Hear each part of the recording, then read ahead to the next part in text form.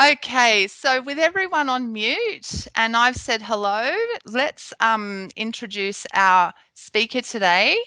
Kylie Flament, you want to give us a wave? I'm going to just give you a little bit of background about Kylie. So Kylie is the general manager at Green Connect, which is a local not-for-profit social enterprise here in the Wollongong area. She is also a director at the Flame Tree Co-op, which is in this area as well, which sells locally sourced wherever possible, organic and I believe it's sort of package-free produce as much as possible. And Kylie has also started a local organisation called Sustainable Illawarra. I belong to the Facebook group, which has a huge following, and lots of people post questions and share knowledge around sustainable living. So today's event is Sustainable Living, a Q&A with Kylie Flament. Kylie's going to talk to you a little bit about what is sustainable living. And Kylie's also going to tell you a little bit about her journey. And this will feature sort of some of the unexpected benefits that she's found in her sustainability journey, as well as the joys that she has uncovered in living in a sustainable way. In terms of housekeeping, again, if you wouldn't mind keeping your microphones off unless you're asking a question, I'd really appreciate it. Kylie will speak for a little while, but if you have a question, please feel free to use the little emoji sign to raise your hand, and Kylie will go through and start to address your questions as we move. So without further ado, I'm going to stop talking and I'm going to welcome Kylie. Thank you, Kylie.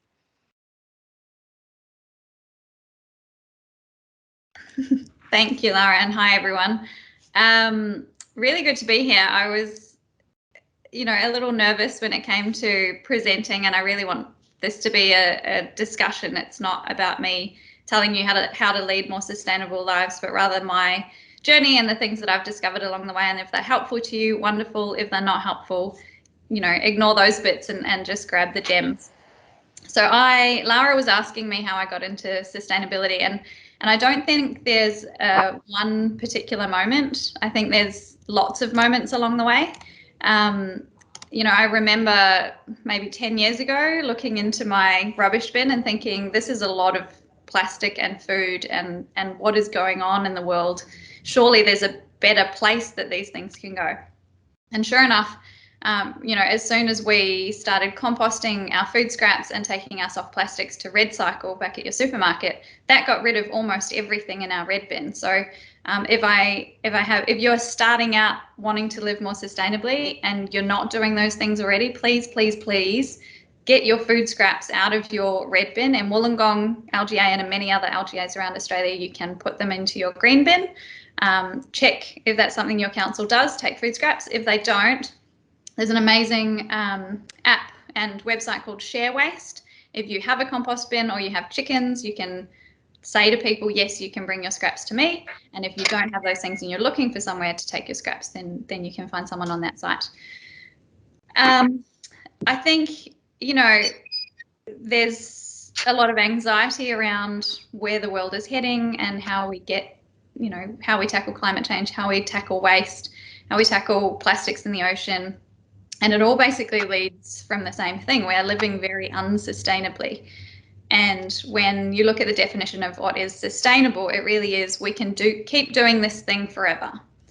So can we keep digging oil out of the ground and shipping it halfway across the world to turn it into plastics, shipping it again to turn it into a plastic fork, shipping it again to a restaurant where you get given it with your fish and chips and you may or may not use it.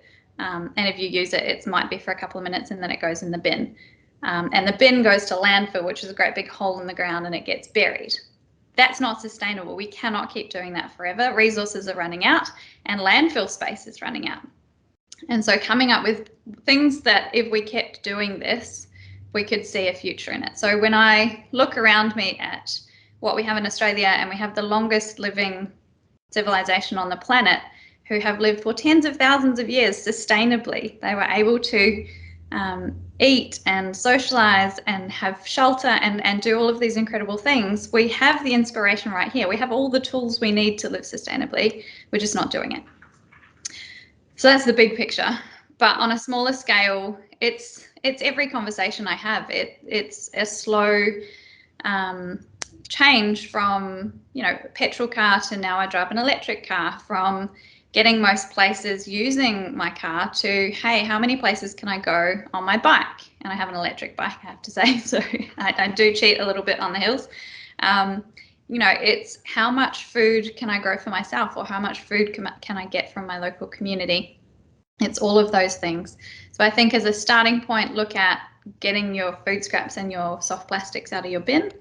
And then your next step is everything you buy, every time you spend $1, that's a vote for the kind of world that you want.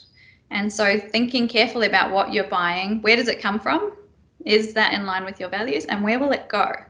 And where it goes includes the packaging. And that's a really vital thing. I think sometimes people buy, another keep cup, and it's like, that's great if you're using it to stop having takeaway cups, but where will the keep cup go at the end of its life, and where will the packaging that it came in go? Those are my big tips. And I have to say, when Lara and I were talking about this session, I was saying, I thought that, or my reason for living more sustainably over time has been to do it for environmental reasons, to say I want to live lightly on this planet and have a future for my kids and my grandkids. And over time, the joy that has come from connecting with the community, all of the small things, like when people come to my house, my children almost invariably pick seeds for them from the flowers in our garden and give them to those people. That's sort of a parting gift that's come up along the way. And then we go to those people's houses and they show us that these are the flowers that are grown from your seeds from your garden. And there's this moment of connection where you really feel like we're doing this together, and that there's community that comes from it. And the other thing is learning all of these skills. My grandmother is an amazing gardener. My mother does not have a green thumb anywhere. She can't grow anything, and so none of those skills were passed down to me. No sewing skills were passed down to me. I felt like I really didn't know how to live in the world. I didn't know how to do anything for myself. Every good and service that I needed had to be provided by someone else. I had to buy everything. And now in the last 10 years, I can do basic sewing and mending. I can make my own yogurt and my own kombucha. I can grow my own food. And so there's this feeling of joy that comes from doing something for yourself. So that's the intro. But I really want this to be about what you want to know. So what do you want to know? So while everyone gets thinking and maybe either puts a question in the chat or puts their hand up, we had a question around how having family or children and how you bring your family along with you. I have moody teenagers. That's a challenge I'm going to throw to you. And then there was another question as well, and I think it ties in well, is how do you balance everything? You work in a very demanding job, you've got kids, you've got family, you've probably got, parents and all that. How do you balance this all? So I might post that question first, and maybe for other people, if you sent in a question, raise your hand or throw it in the chat. Thanks, Lara. Those are two massive questions. For taking the family along with you, for me, it's been about sharing little nuggets of what I've learned, or, did you know this? And I just read this book about that. And, you have to read this article. And having the discussions over the dinner table. So something that's really important in my household, my husband's French, and in France, you never eat alone. You always eat as a family. And so dinner is a really important time in our family, and we sit down and we talk about whatever has happened in our day or something that we want to chat about. And I think getting the family excited about what we're doing. So it wasn't like we sat down one day and went, right, we're going to live really sustainably. And when I look back at how we used to live and how we live now, it is a huge difference. But it was more, hey, I don't really love the amount of red meat we're eating. Do you feel like that's a thing? And it might have taken 3 or 4 conversations along those lines before Nico and I went, let's try meat-free Mondays. And then meat-free Mondays became, oh my goodness, that's our favorite meal. So we had this amazing halloumi chickpea thing. It's delicious. I can share it with you if anyone's interested. But that was our first foray into meat-free meals, and halloumi's basically meat, quite frankly. You don't even notice the difference. And so then that became our favorite meal, and we started cooking it twice a week, and then we started cooking variations on it, and suddenly now we eat meat about once a week. And it's just been a gradual shift, and it's never been this is what we're doing. It's more, do you feel like this is a thing? Shall we try something new? Shall we try and change that? You know, the electric vehicle was something we've been discussing for months. And then we watched the David Attenborough documentary together and just went, right, we have to change this. We have to make this shift. So I think asking questions and getting your family interested in what the solution might be, or what you as a family might want to do towards whatever the issue is that you're trying to tackle, plastic waste, local food, whatever it is. How I fit it all in, it's not really about fitting it all in. I get a lot of joy. I'm not a creative person. I'm terrible at arts and crafts, but I love cooking and I love gardening, and so they have become what I love doing. I find them really interesting and fun. The kids, I have a 6-year-old and a 4-year-old, and they love cooking. They love anything to do with making food, and so it hasn't really been about fitting in it. It's just doing things slightly differently, and I find that when I'm not spending 10 minutes a week at the petrol station, and I'm not, going to the supermarket 3 times a week, because I'm just cooking with what I've got from the Green Connect box and from my garden, and then a top up from Flame Tree once a week in the supermarket every month or so. I save time in some ways, and so then you get to spend it doing more fun things, like making your own yogurt. I made my own yogurt for the first time recently because a cafe down the road, I get this a lot at the moment, people will call me up and go, oh, Kylie, we know you're into zero waste. We're about to tip 26 litres of milk down the drain. Can you take it instead and do something amazing with it? And I'm like, oh, yes, of course I can. And so rang a couple of friends and said, do you know how to make yogurt? Because I don't. And they told me, and I went home and I did it. And I was so excited the next day. I sent a photo to my friend, and she said, isn't it like learning a magic trick? I was like, that is exactly what it is like. I felt so proud that I'd made my own yogurt. So yeah, I think you fit in what you're interested in. So do what you're interested in and turn it into something that you love. It shouldn't be a burden. Yeah. That's wonderful. And to add on to that, Jane, do you want to take yourself off mute and ask your question around the electric car? And I'm really curious about this as well.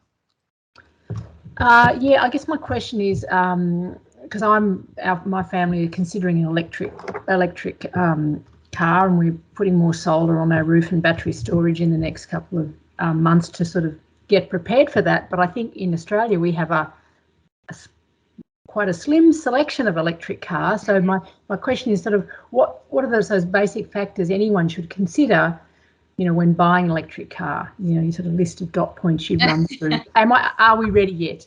Yes. So Australia is behind the 8 ball on this, and unlike a lot of other countries, there haven't been huge amounts of subsidies. And in fact, at one point, 2 jurisdictions in Australia were considering bringing in a tax against electric cars, which is just crazy. So that hasn't happened, and New South Wales has in fact brought in a small subsidy. I think it's $2,000 for the first, I want to say 20,000 electric vehicles sold after the 1st of September. So now is a good time to buy one. But we looked at range, like how many kilometres do we need to do before we recharge? And for us, that was 3 days worth of driving around Wollongong, really. Anything more than that is a road trip. And if you look at, they're now in Google, but there are other websites that you can look up electric car charging stations. They're everywhere. There's one at Wollongong Central, there's one at Fig Tree Grove, there's one on each of the university campuses, although for the moment they're not releasing those to the public. But they are everywhere. We've been on road trips and we have recharged, and it takes 40 minutes to get our car. So our car has a 256 kilometre range. That's quite far. You can go quite far, 256 k's. We bought the cheapest electric SUV on the market, so we went with the MG, and that it's been amazing. Honestly, I thought it would be inconvenient. I thought it would be good environmentally, an inconvenience, and it has just been so easy and so good. It's quiet, it's nice to drive. I feel really good driving it. It's been easy to charge. The other thing to consider is whether you need to buy, which I hadn't realized at the time, because they say, yeah, charge it at home, it's really easy. Plugging it into the wall at home will take about 36 hours on a car like ours. And so you also have to fork out for a charger, so a faster charger. It's not the 40-minute one like the super fast chargers you get that NRMA are putting in. So ours takes about 7 hours if we're charging at full speed. Because we try and charge completely off solar, it charges more slowly than that. So basically we just have our setting on charge from solar only. So when there's enough solar hitting our roof, our car will charge. So every time it's home, it gets plugged in, and then it charges. The other thing to know is once electric car batteries don't like to be under 20% or over 80% charged. So you do have to keep an eye on that. Currently our charger and the app that came with it don't allow us to say stop at 80%, please. So we have to kind of watch it. And then the final thing on EVs would be there are, like, the Good Car Company is doing some really cool secondhand electric vehicles into Australia. So in Japan, if your car is more than, I think it's 3 years old, you have to pay huge registration fees. And that's to keep their car market going, their car industry. And so the Good Car Company buys secondhand electric vehicles out of Japan, ships them to Australia, fits them out for Australia. And it's a more economic way to buy, and the range on those is pretty good. And then finally, something that's coming to Australia and is already in many countries is bidirectional charging. So this is, instead of having a battery for your home, your car battery becomes your house battery. So you charge it up during the day when you've got sun, and then you can decharge it to your house. So it will run your fridge and your lights and your whatever at night. Brilliant idea. Depends if you're home or not. So if you're like me, where you're at work all day, 3 days a week, your car's sitting out on the street and not charging. So just factor that in when you're looking at it. But, in some parts of the sector, they're saying that this will be what charges our entire grid, rather than home batteries, which are hugely expensive. Your car battery, you can either have it decharged to your house only, or you can have it decharged to the grid and sell your electricity back at a higher price at night. I hope that wasn't too technical. I get really excited about this stuff. No, that's really great, Kylie, because I think we're just on that precipice, I think, of really feeling like our two aging petrol vehicles, even though they're fine at the moment, they're getting to that point we think, well, should we just replace at least one with an EV? I have no regrets. And the other thing is, so we chose to replace, well, we never had a second car, but rather than buying a second car, we got an electric bike for me, because it meant that one of us, whoever has the kids, has the car, and then the other one has to get there using pedal power. That's fantastic. Elaine, can I just ask if your question relates to electric vehicles? It was absolutely. That cool. was what because then we'll move on to Maria. Thanks. Yeah, all I was just going to say very quickly is that I was just going to reinforce that that's wonderful, because that was all the information I really needed at the moment too. So I really appreciate that. Thank you so much. Excellent. Thanks, Elaine. We have 2 questions in the chat from Maria.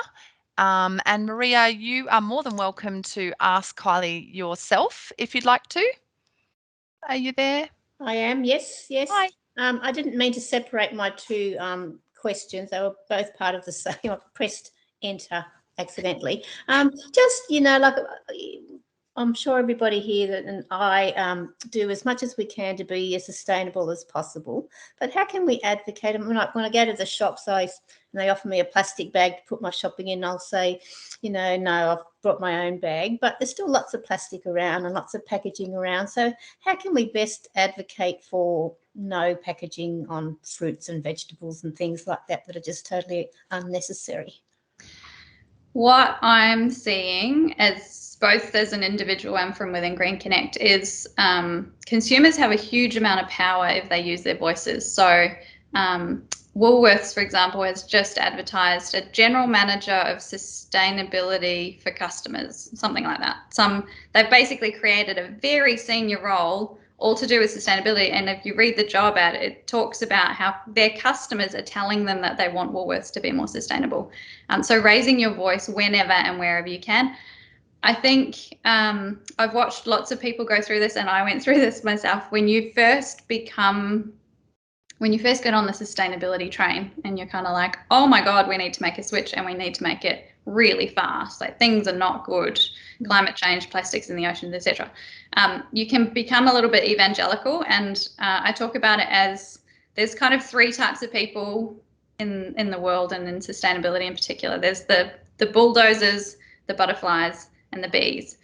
And your bulldozers are me when I first got on the train, where I was like, guys, this has got to change. You've got to get a keep cup. You've got to stop, using plastic bags. You have to get rid of your petrol car right now. And everyone kind of freaks out and goes, look, you're too intense. I can't tackle all of that. You need to back off. I see bulldozers and I love them because I know that they're going through that and that the phase will pass. Your bees and your butterflies, the bees just sting every now and then. Like, they just, it's sometimes I'll be a bee. When I go to Sydney, I'll get in a lift and there'll be someone with a takeaway coffee cup and I'll go, oh, did you forget your keep cup today? Just, I can't always bite my tongue, or going to the shops and going, hey, don't you think it's time you stopped putting out produce bags? Like, this is not okay anymore. Or the cafes saying, guys, they proved back in April 2020 that having a keep cup was no more risky when it came to transmitting COVID than your takeaways. So you really have no excuse not to take them. And then there's the butterflies. There's the people that just really quick, nicely and gently put a little idea in someone's head, or just really gentle and lovely about it. So sometimes I can be a butterfly occasionally, when a friend happens to mention that they've been thinking about doing a meat-free meal once a week. I'm kind of like, oh, I've got a great recipe for that. A sort of ease you in recipe. So I think using your bee and butterfly powers wherever you can. Bulldozers don't tend to work with individuals. They might with companies, because, these big companies are listening. They are hearing what we are saying, that they need to do better. So please, keep writing to them, keep commenting on posts online, keep telling them at the checkout. It's working. Yeah. Okay, thanks. Thanks, Maria. And I love that. The bulldozer, the bee, and the butterfly. We have to copyright that quickly. I think you should quickly. Simon, I can see your hands up. Hello. Hi, Kylie. Hi, everyone. Really enjoyed the bulldozer and the butterfly and the bee analogy. I think I've certainly been all three of those at some stage. What advice would you give for us who, can see that there's so much to do? How do we bring other people along on the journey? How do we get other people to care like we do? I love how you're talking before about starting small and starting with your family, and maybe that ripple effect will go out. But it's just feels demoralizing sometimes where, people just don't care. And I don't know, why can't people see it like we do? I don't know, what advice can you give to frustrated people like me? Look, I get very frustrated as well. I don't have a magic solution other than keep going, find your tribe. So I established Sustainable Illawarra. It's just a Facebook group, and it's about, I think there's 2,500, nearly 3,000 people on there now, because I saw all of this magical stuff happening in the Illawarra, and it was all really cool, but there was nothing bringing it together. And when I get really down, that's my tribe. That's who I go to go, oh my goodness, I'm so frustrated about this thing. And sometimes someone will know how to change it. Someone will have the lever that we can pull to say, yeah, that's not good enough. And there's been some big action, collective action from groups like War on Waste or 1 Million Women, who really are making a shift. I think as well, sometimes you do have to you do have to be that bulldozer. You do have to stand your ground and go, actually, this is not something I can accept. So, you know, I standing up to an organization that you work for, or one that you're a part of, saying, actually, this is a hard limit for me. You guys are, you know, this is what you need to do. You need to have complete, like, first step, I want this year completely renewable energy. This organization should be powered by renewable energy, and then kind of get them started with something they can tackle. That's a 2-minute change on a form online that any organization can take. It's not a big shift, and just get them moving, because if I've seen anything in the last few years, it's that asking someone to go from here to here is terrifying, and their defense mechanisms kick in and they just shut you down. Getting someone to go from here to here, not so much. And I think the other thing is, for a lot of the big changes, we're talking about organization-wide changes, so companies, governments, local government, council, etc., trying to figure out what their reasoning is. And often it's two things. It's a fear of change and assuming that it'll be more expensive. Breaking those things down, so making it not a change but an improvement. Like it's not a switch, it's just a small thing that you can do, and showing them that it's no more expensive. So I was talking to an event organizer recently, and they were saying, oh yeah, we want to be sustainable, but you know, I'm realistic, it has to be economic as well, you know, blah blah blah, all these things cost money. And I was like, I said, okay, let's just talk about, you know, 5 things off the top of my head that would cost you less if you did the sustainable option. It costs you less to have Sydney Water come and put free water drinking stations where you need them than it costs you to clean up all of the disposable single-use water bottles. It costs you the same if you have all of your event people in merchandise that they want to wear again because it's beautiful. It costs the same to have nice looking t-shirts than crappy covered in logo t-shirts that everyone comes and drops at our op shop the next day.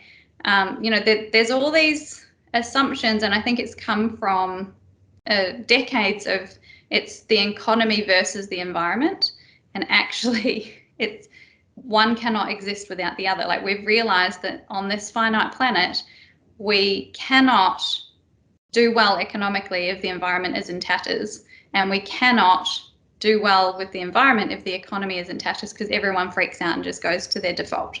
So the two have to work together, and sustainability is no more expensive than single-use plastic polluting rubbish. I hope that helps. No easy solution, Simon. Thank you. Thanks, I can see Juliana has her hand up. Hi, Juliana. Hi, hello, Kylie. Hey. It's really inspirational what you're saying, but and this is a question that I've been asking myself, and I've been living in the area for 3 years now, so I might not know if there is anything available here for this, but I think that there is a level of the society that is actually not quite engaged in sustainability, and I'm talking about teenagers. Okay, so I can see, for example, for little kids, we have huge work at schools, and I can see, for example, my son comes back home, talks about all the different things that they do at school. And then I have a 17-year-old who has nothing, like, you know, the trash-free Tuesday that there was in my little one's school. There is nothing in the teenagers. So I don't know if there is any kind of work that teenagers can engage a little bit more, or why we don't actually get these students or these kids. I have a 17-year-old, so he's my kid forever. So why don't we get them involved as well? Because then it's easier to have grown-ups that, you know, raised with the mentality of sustainability. Yeah, it's interesting because I'm seeing the opposite. I mean, and to be fair, I work in sustainability, and so the teenagers that are interested will gravitate towards us. But even those who are, so we at Green Connect, we employ young people and former refugees with multiple and complex barriers to employment. So the young people tend to come with lots of stuff going on. It might be mental health issues, disabilities, family violence, drugs and alcohol. There's lots of stuff. And so you'd assume that the groups that we're engaging with, they're just about survival. But in fact, when we ask them, what do you want to do most? What matters to you? One of the things they say is, I want to do something meaningful. I want to do something important, and often that's environmental.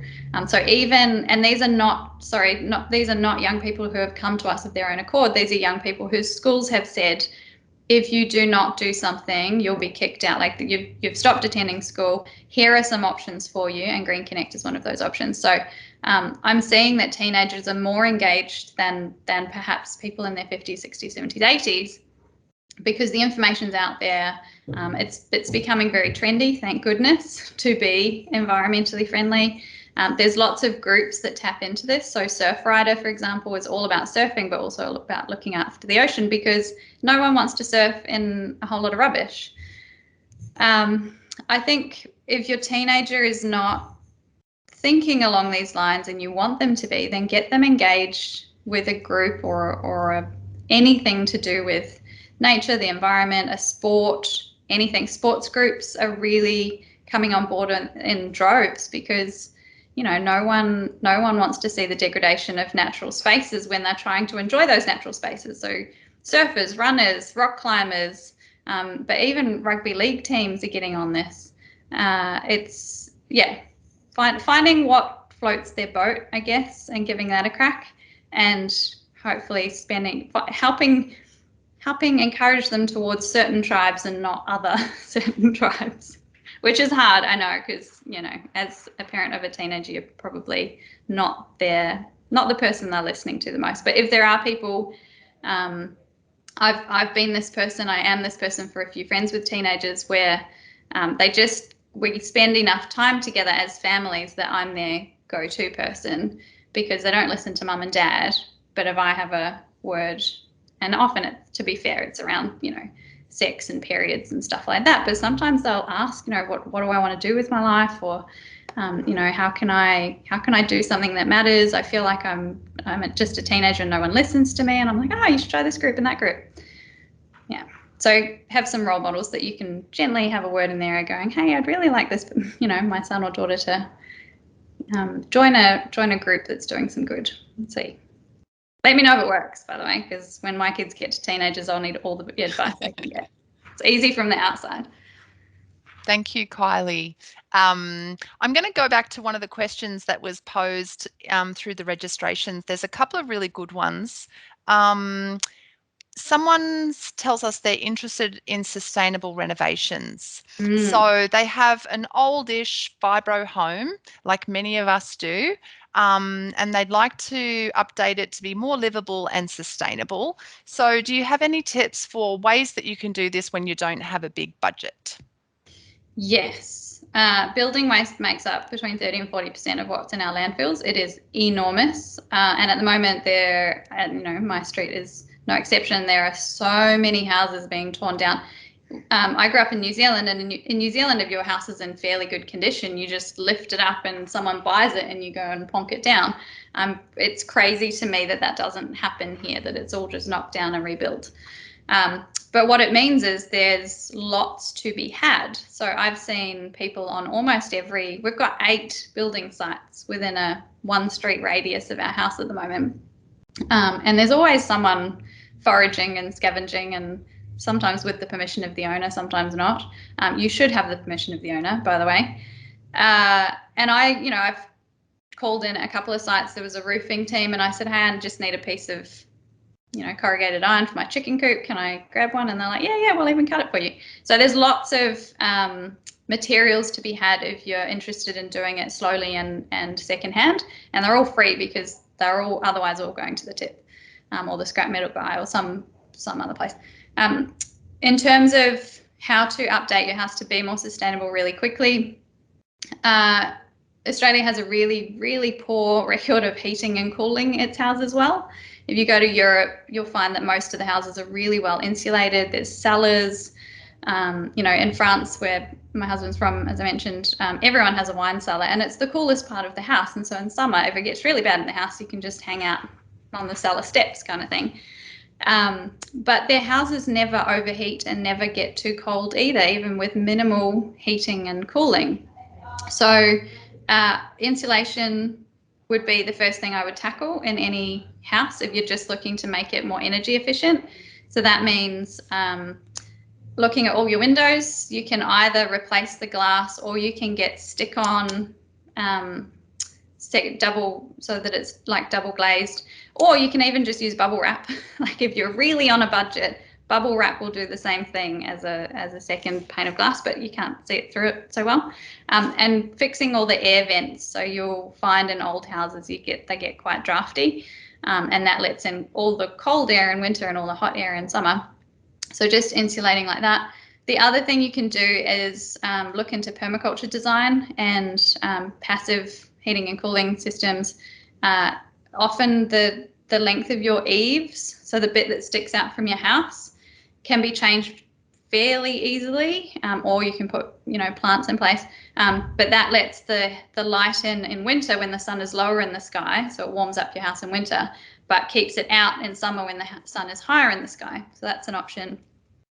And yeah, replacing light bulbs with sustainable light bulbs. I mean, just doing it piece by piece, not trying to tackle everything at once, but going, okay, what do I mean by more sustainable, and incorporating plants into that. So having deciduous trees, so things like figs, or I always go for the food option, so figs or grapes, or anything that loses its leaves in winter means you're going to let the sun into your house in winter, but keep the sun out in summer. So planting those on the north-facing windows, for example, just around your house, is a really beautiful way of quickly and easily and sustainably greening your home. And it's just a nicer place to live when you've got a bit of green around you.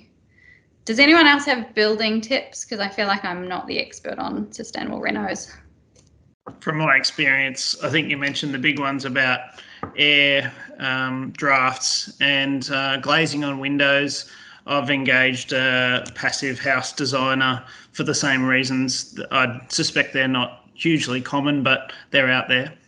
And if you're in Wollongong or visiting Wollongong, there's amazing, skylights, good idea. There's an amazing place called the Sustainable Building Research Centre. It's on the University of Wollongong's Innovation Campus, and they have built 2 houses that you can go and see sometimes, not all the time, so just check when they're open. They are sustainable houses, and they walk you through what about the design is sustainable, all the elements that they've used in there. They're quite amazing. Thanks, Amy, for the link.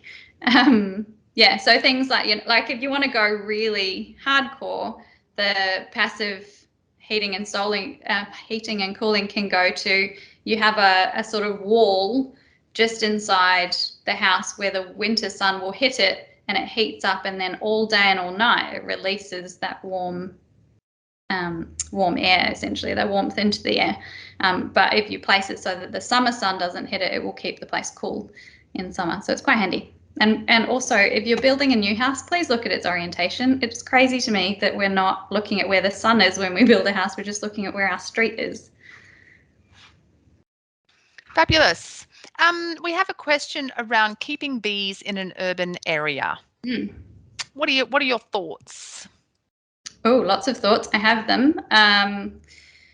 Okay, if you're starting out, do a beekeeping course. It's a few hours long, everything you need to know. So we do them at Green Connect every few months. There's one coming up in January or February, I think. And that just equips you with all the knowledge. So basically, keeping bees, they are introduced species. They're not native. So there's only one species that I know of native bees to Australia that will make enough honey for humans, and they make about a tablespoon a year. So if you want honey from your bees, you're going to need European honeybees. They're introduced. You do need to manage them just like any other animal. Basically, think of it as you're the farmer. You need to keep all the pests and diseases in control, otherwise they're going to spread to other hives. And so if you're a good, responsible beekeeper, you're constantly looking at your bees. So you need all the gear, a suit, a smoker, a hive tool. Thanks, Amy.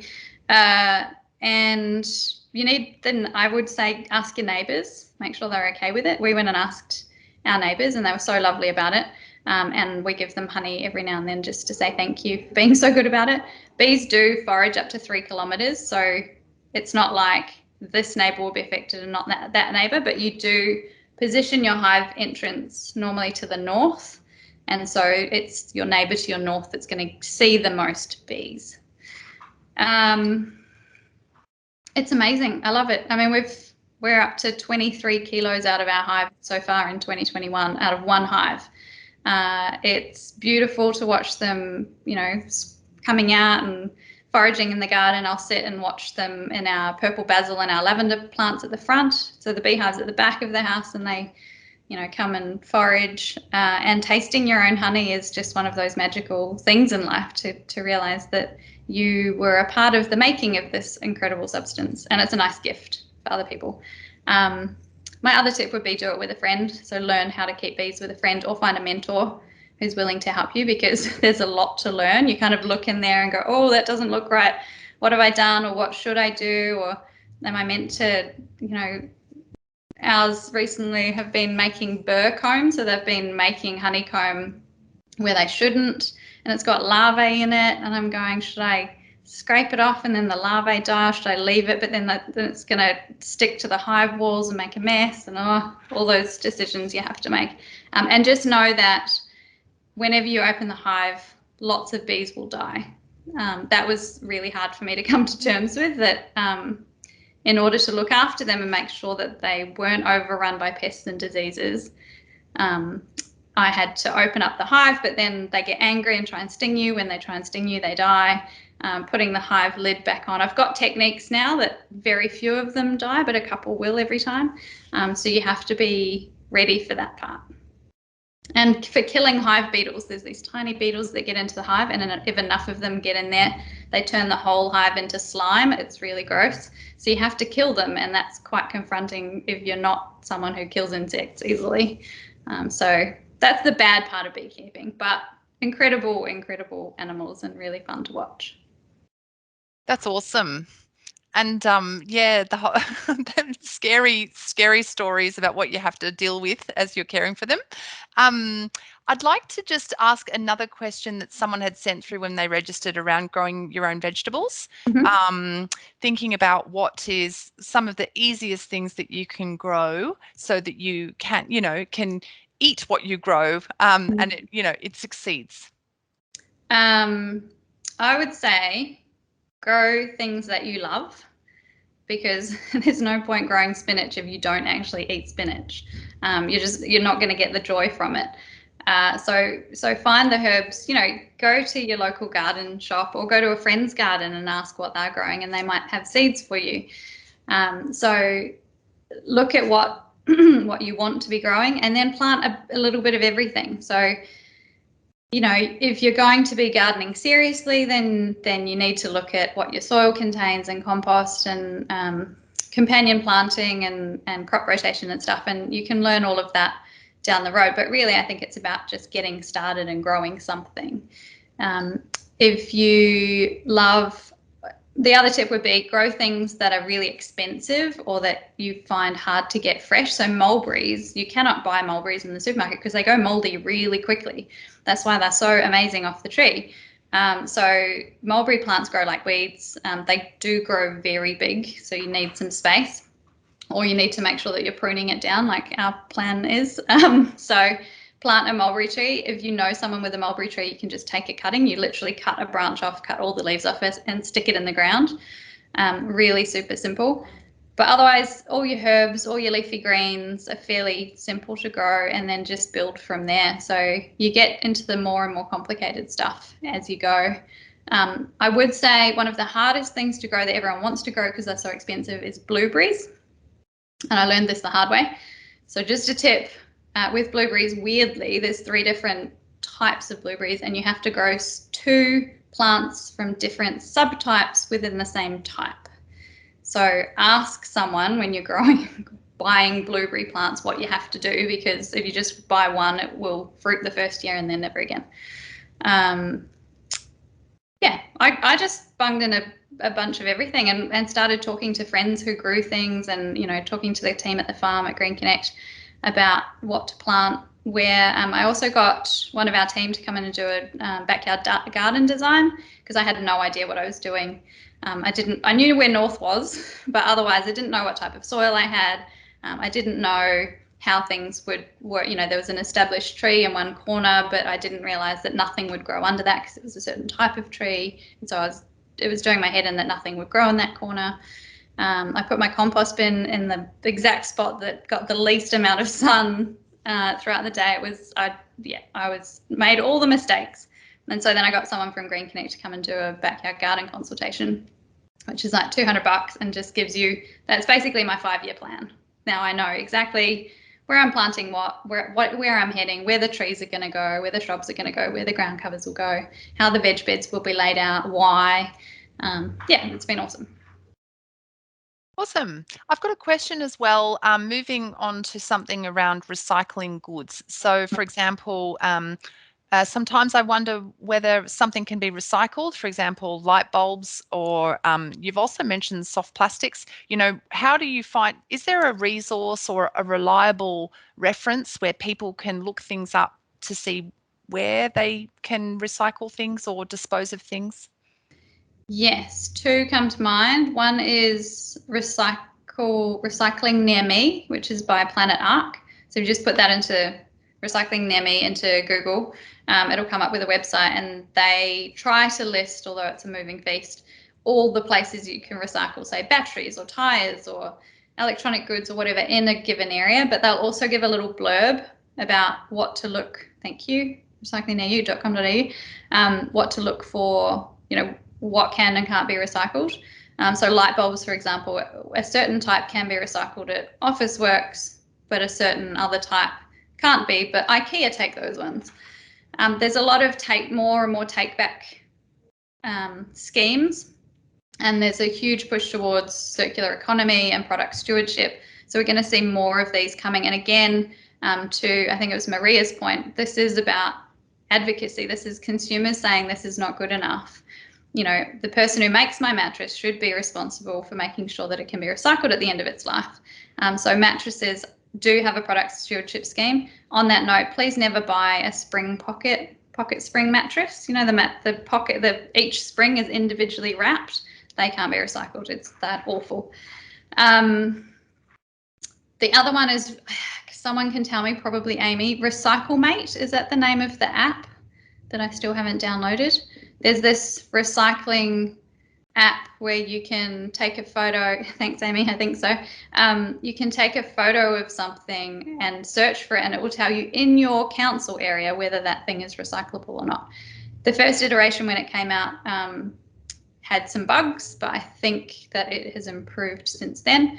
Council websites will also explain what can go in what bin really carefully.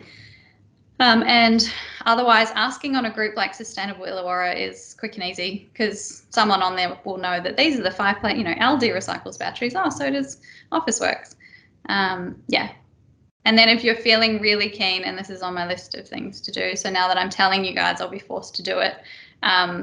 You could set up a little recycling station on your front porch and say to your neighbours, hey, give me all of your felt pens, batteries, light bulbs, all of the, you know, the things that you have like one of every year, and you can't be bothered going to the place to recycle that one thing. But if all the neighbours drop them in, it would be worth someone going to, yeah. If you're feeling really keen bean, do that. And yes, TerraCycle. So TerraCycle is an interesting US-based company. I think it started in France, who recycle hard to recycle goods, and this is all part of product stewardship. So essentially, manufacturers pay TerraCycle to recycle their stuff. So Nescafe, what are the pods called? Horrible things. Nespresso. Yes, Nespresso pods were one of the first things to be recycled through TerraCycle. But now you can recycle things like L'Oreal makeup and printer cartridges and toothbrushes and things like that. Because if you get enough of one item, it's worth finding a way to chop that into tiny pieces and recycle it. And I would say on that note, there is a massive difference energy-wise and sustainability-wise between recycling and reusing. So people, including this morning's guest at the farm, get really excited about clothes that are made from 50% recycled plastics. And I get less excited about those because where will they go? There is no textile recycling in Australia as yet. There's one project that's about to launch, and hopefully they can do it well and economically. But really, textiles are a huge issue, and shouldn't we all just be using some of the millions of items that exist in Australia first? So please, please, please, if you're going to prioritise something in sustainability, make it reuse. Why would you ever buy something that already exists? Why would you buy new when it already exists in the world? Please go and use something. Fabulous. So we've got about 8 minutes until 3 o'clock. There are two, I think, fairly quick questions that people put down when they registered. And then there's a really nice one from Jane, which I think might be nice to finish on. Okay. So there's what's better for the world, buying a wooden dining table or something else? And then the second question is around getting miniature goats to help with their garden. Do you need council permission? Let's start with the goats. Yes, you do need. So at the moment in Wollongong City Council, and I know this because the Green Connect farm has miniature goats and we sell those miniature goats as pets. The babies are so cute. Oh my goodness. Amy can talk to that at length, I'm sure, because she volunteers on our farm. In Wollongong City Council, you cannot have a backyard goat unless you're in a rural zoning. And I think with, miniature goats are very much in vogue at the moment. Everyone wants a miniature goat, similar to how they all wanted a miniature pig a few years ago. And they're amazing for your backyard. They're a really good lawnmower. I would say if you live in Wollongong, you want a miniature goat and you don't live in a rural zoning, write to council. Council's pretty responsive on most things, and just ask them to review the guidelines, because they have allowed for, basically other animals, including cows, sheep and goats, I think it's worded, sit in a category of no, you can only have them in a rural zone. But a miniature goat is very different to a cow or even a non-miniature goat. So yeah, ask council if they'll consider reviewing that guideline. If you don't live in Wollongong, I don't know what the rule is. Just call your council or check it on their website. What's better for the world, a wooden dining table or another dining table? What's best for the world is for you to buy a dining table that already exists, so not new from a shop. Every time you buy something new, a little machine kicks into gear and goes, these are in demand, make more of them. Buy from an op shop, buy from a secondhand furniture store, buy online, Facebook groups and whatever, to buy something that already exists, because there are so many of them out there. In terms of wooden versus other, yeah, I guess thinking about where it's going to go, collect from the roadside. That's true. There's so many curbside pieces of furniture, and upcycle, yes, Jane, make your own. Jane does amazing woodwork at the Illawarra Woodwork School, so you can always do that as well. But we get them in the op shop all the time, and it's the same at Salvos and Vinnies and the others. We don't have enough space for the amount of furniture that people are trying to offload. So do everybody a favour and buy a secondhand one. Buy one that you love. And yes, if you had the choice between secondhand wood and secondhand other, I'd go wood, because you can always burn it, bury it, scrap it, chip it, do something with it.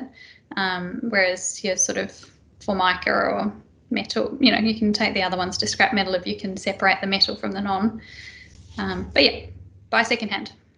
Lovely. Okay, so I'm just going to share my screen with you. It would mean a lot if you happen to have your phone handy and you could provide some feedback on this event. This is, there's a Survey Monkey. It's going to ask you for the name of the event, the date and the time, which is why it's written up there now. So as we finish off this event, We'll have the QR code up here, and I'll put the link in the chat as well in a moment. But the last question, and I realised too, if you need to dash off at exactly 3 o'clock, please feel free to do so. We might go a few minutes over with Kylie answering this last question. So essentially, what is an area of sustainability that you're looking to next, Kylie? Like, what do you see as being something that maybe it makes you worried, or maybe it's something you're excited about starting in the near future? So many things, so many things. Everywhere I go, there's a new thing. E-waste is a massive issue, particularly because there's less and less metals in them, and they're harder and harder to break into and separate. So I'd really like to see a circular economy and some product stewardship around those. Textile waste is huge, huge. Like crazy amounts of textiles go into landfill every year in Australia, and there's no great solve at the moment. The solve that's in the pipeline is a chemical one, so chemically separating the fibers into something that's reusable. I've seen another option, and we're looking at whether we trial it, which is mechanically basically chopping clothes up into tiny pieces and then knitting them back together into a fiber that you can then use to make new clothes. But it's in its infancy. Flowers. This one did my head in. So by law, every single cut flower that arrives in Australia has to be dipped in essentially Roundup so that it cannot possibly sprout to then, put seeds out into the community. So never buy cut flowers from overseas. Oh my goodness, I couldn't believe it when I read this. There's billions of them that arrive in the country every year, and we're dipping them in this glyphosate. I always get that one wrong. Oh gosh, what else? Yeah, active transport, local food economies. So I'm horrified that 3 out of 6 local market gardens have closed down in the last 3 years in the Illawarra. There's only 3 of us left: Dapto Community Farm, Pope's Produce, and Green Connect. So that's a big one. Look, everywhere I look, there's something to fix and something that needs tackling. But yeah, piece by piece, we're getting there, and with more people using their voices and saying you need to do better to organisations that aren't doing the right thing. And I have to say, I've been for a tour of, yes, car share or the sharing economy. I've been for a tour of a factory that was run by people with a disability. Amazing idea.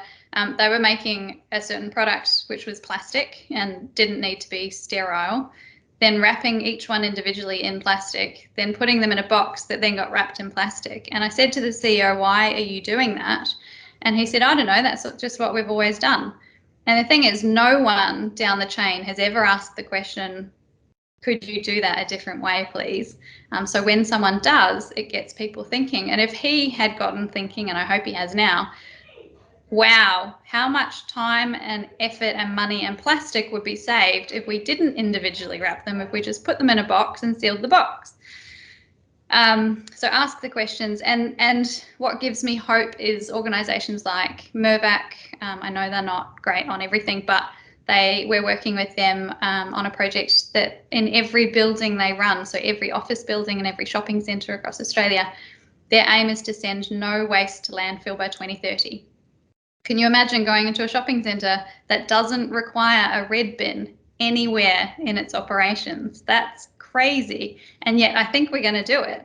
And so we go and help them by auditing their waste once a year at each of their sites. And we tell them this is what's still going into your landfill bin, and this is where it should be going and how, so that they can, and now they're looking both downstream, so saying, hey, who can recycle these things? But also upstream to say, why are these products coming wrapped in polystyrene? It makes no sense. Can you please change that? So there's lots to be done, and lots of hope on the horizon as well. Thanks so much, Kylie. It's been such a pleasure to spend an hour with you, and find out about your work and learn about your sustainability journey. You're getting some thanks from the chat as well. I'd like to, invite you all just to say thank you and wish you well on your sustainability journey. Thanks, everyone. Hope it helped. Thank you so much.